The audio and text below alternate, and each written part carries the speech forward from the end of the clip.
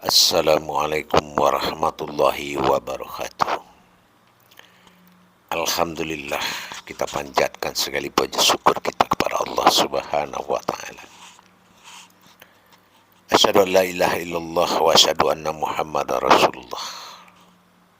Tidak akan pernah jauh dari dalam diri. Tidak akan pernah meninggalkan diri. Syahadat adalah tiang arasnya diri. Salam dan salawat kita sampaikan pada junjungan kita, Nabi Allah akhirul zaman Rasulullah Muhammad sallallahu alaihi wasallam, yaitu Allahumma sholli ala Sayyidina Muhammad, sebagai maujudullah, maujudnya Allah dalam rupa-rupa wujudnya Adam. Para hadirin jamaah, pemirsa yang menyaksikan tayangan Ma'rifatullah. Pada tayangan ini saya akan berbagi ilmu dan wawasan dan mengingatkan terutama kepada saudara-saudaraku yang ingin mendekatkan diri kepada Allah, bukanlah dengan segala cara, bukan juga menghalalkan segala cara, tetapi mencari jalan yang dihalalkan oleh Allah. Mana jalan yang dihalalkan oleh Allah?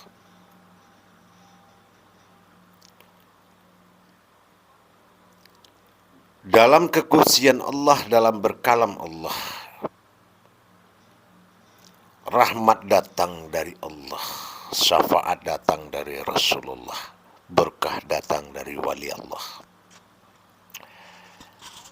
Untuk mencapai itu, para hadirin dan para penonton, pemirsa dan jamaah,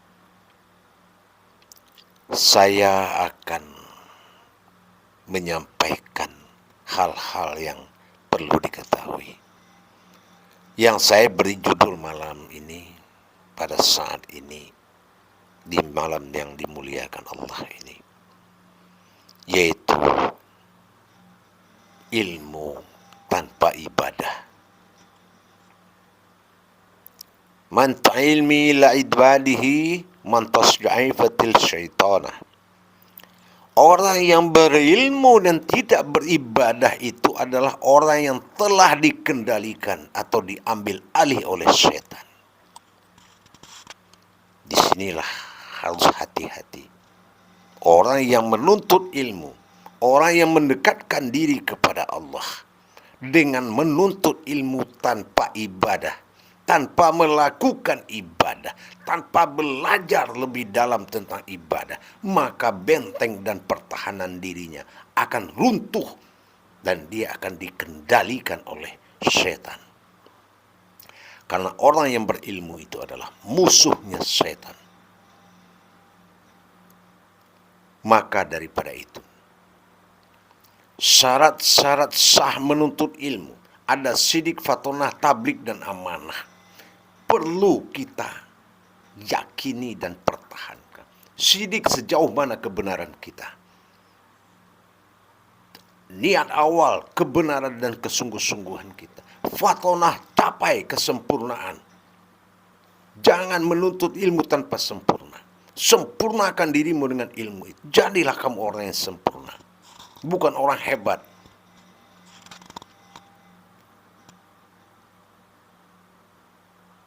Amanah itu yang ketiga. Sami'na wa ta'na. Orang amanah itu adalah orang yang sami'na wa ta'na. Orang yang patuh dan taat. Patuh kepada wali Allah, patuh kepada gurunya, dan taat kepada ilmunya. Taat dia beribadah. Ingat, tergelincirnya seseorang dalam menuntut ilmu apabila dia sudah maju, bukan fakir tapi kafir dengan kemajuannya. Tapi kalau dia bertahan dengan iman dan ilmunya, maka fakir. Orang fakir itu adalah orang yang miskin, orang yang tidak mempunyai kesombongan. Fakir bukan dari harta, Fakir itu dari sifat keduniaan. Selalu mahabbah kepada gurunya. Karena tauhid ilmi, ilmil yakin yang pertama itu adalah seorang guru. Allah melihat cara bertuhannya melalui seorang guru. Pengabdiannya, amanahnya, sami'na wa ta'na. Sensor utama adalah walinya Allah, yaitu Rasul yang dikirim setingkat kamu di sekitar hidupmu sendiri. Ahli amirul mukmin, amir dirimu. Dialah guru yang ditunjuk oleh Allah sebagai ahli dirimu, sebagai mursyidmu yang diakui dalam Al-Quran. Kata mursyid itu adalah kata yang ada dalam Al-Quran. Surah Al-Kahfi ayat 17. Para jemaah, para hadirin dan penonton, pastikan dirimu menuntut ilmu dalam penjagaan ibadah. Yang tidak berhubungan dengan ibadah, jauhi ilmu itu.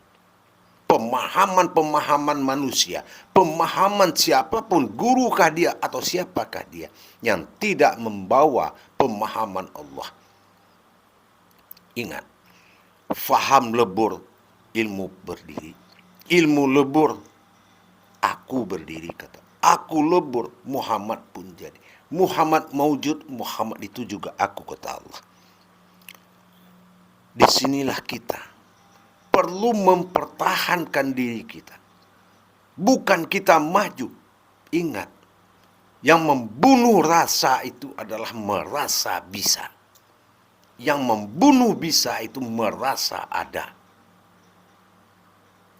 Sami'na wa ta'na. Berilmu, beribadah. Ilmu, ibadah. Ibadah itulah ilmu. Itu intisarinya.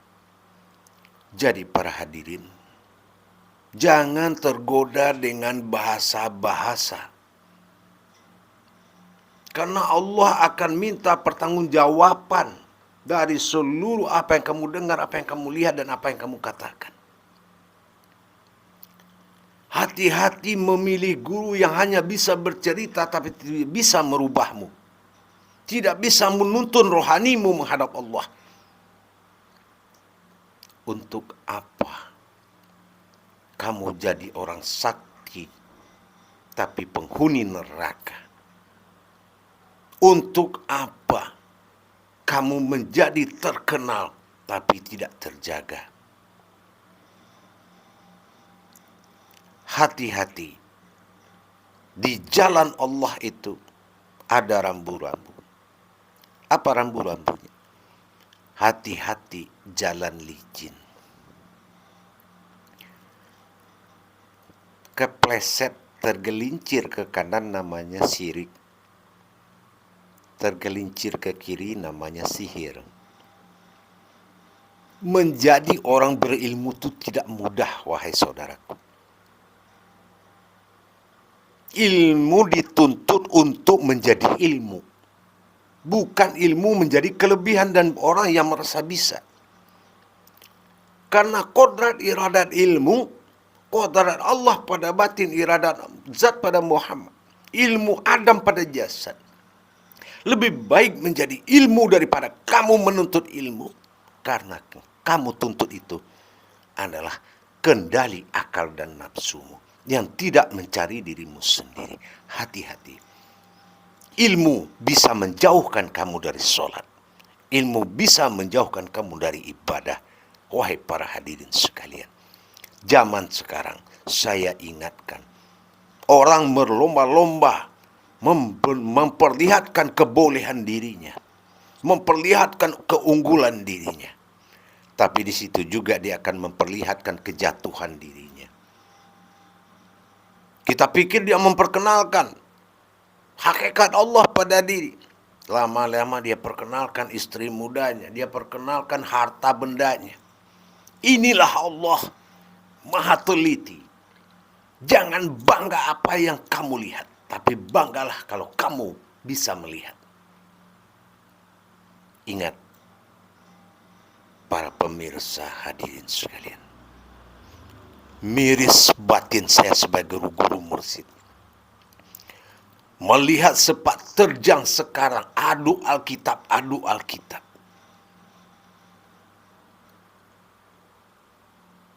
Bukankah agama Alkitab itu untuk diimani? Kalau dalam bahasa makna, tidak akan bisa diadu makna dengan makna. Makna itu untuk dipahami, untuk diimani, untuk dijalankan. Bukan untuk mengatakan lebih dan kurang. Satu contoh. Sebagian dari pemuka agama menghina keberadaan Tuhan-Tuhan lain. Kita tanya lagi, Tuhanmu mana? Alif tidak berdiri dalam bismillah. Apakah juga tidak dihina? Perbuatan Allah kepada umat tidak akan bisa dijangkau oleh akal kita. Kita disuruh beriman dan berilmu, berakal hidup berdunia. Alhamdulillah dapat hidup di dunia, dihadirkan kita ke dunia ini dalam rangka memperjalankan misi ketuhanan, yaitu bertemu dan menyelesaikan akhirat di dunia ini. Karena apabila berhasil kita, Rabbana atina fid dunya hasanah wa fil akhirati hasanah wa qina azaban. Keberhasilan di dunia ini menentukan akhirat dan surga kita. Tapi ternyata kemunafikan akan bermunculan. Karena tauhid ilahiyahnya, hubungan rohaninya dengan Allah itu tidak sempurna. Akhirnya dipaksakan akal berhubungan dengan Allah dengan menjunjung yang diberikan oleh Allah. Apa? Sorga. Sorga itu dan neraka itu ada dalam rukun iman. Tidak harus berlomba-lomba, bernafsu. Itu yang harus diimani. Itu yang harus kita imani. Ini sakingnya mau mencari surga, tidak peduli sholat tidak ketemu Allah. Saking takut masuk neraka. Belum waktu sholat sudah duduk di masjid. Kita pikir kena taat, rupanya kena takut masuk neraka. Lillah ta'ala itu syarat bertuhan, syarat beribadah karena Allah itu lillahi ta'ala. Lillah itu artinya apa? Jalan, ta'ala itu Tuhan. Sudahkah kita di jalan Tuhan melakukan ibadah? Inilah para hadirin pemirsa. Berhati-hatilah dalam mencerna suatu kebaikan. Apabila kebaikan itu tidak mampu merubahmu, maka kamu berpikirlah. Dengan lemahnya para pembawa nasihat, sampai memakai dalil kitab-kitab yang sangat banyak dan menjadikan kebingungan. Padahal tinggal menghadiskan Al-Quran kalau kita ngerti cara menghadiskan. Membongkar, mentadabur Al-Quran, memperkenalkan, mempermudah manusia beribadah adalah tugas seorang ulama. Bukan mempersulit.